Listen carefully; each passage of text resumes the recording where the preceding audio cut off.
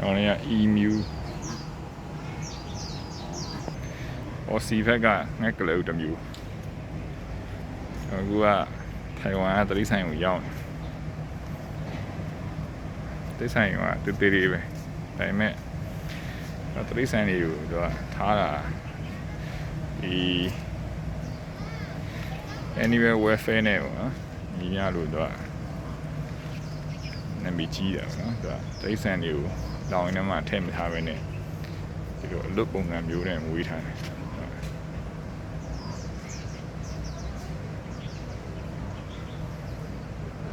ရှာနေတယ်မသိ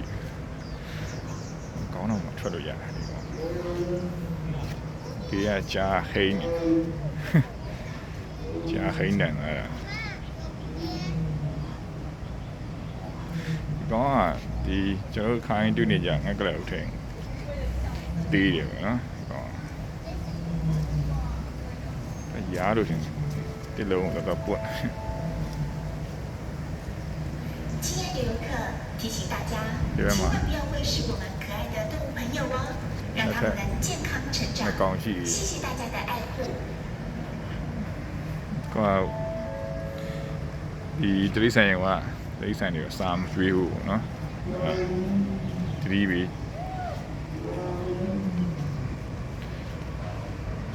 အော်သူကလည်းမြင်ပြာလေးနော်ပြာအောင်တန်း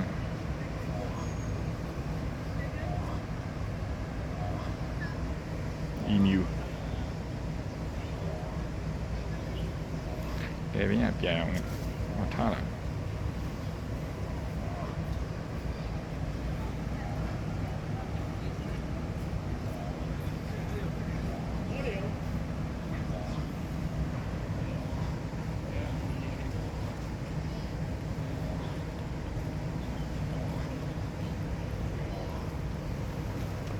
ကောင်လေးကခြေချောင်းကတုံးချောင်း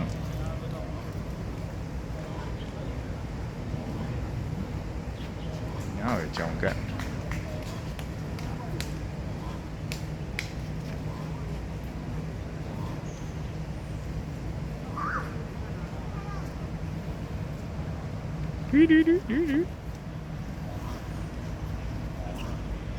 ဘာနဲ့ကောင်းကြည့်ဒီ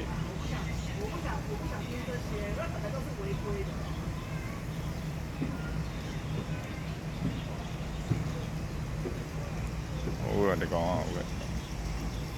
ပေးထားတဲ့ဒီဝင်းမြင်ကတော့ကျေရွယ်ဟိုဘက်မှာလိတ်ရောရှိတယ်လိတ်နဲ့စူကာတာလိတ်နဲ့တူရောမွေးထားတယ်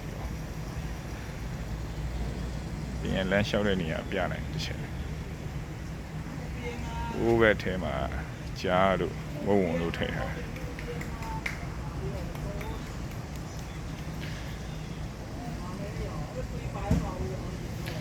ကောင်းတော့နည်းနည်းလေးပဲဒါ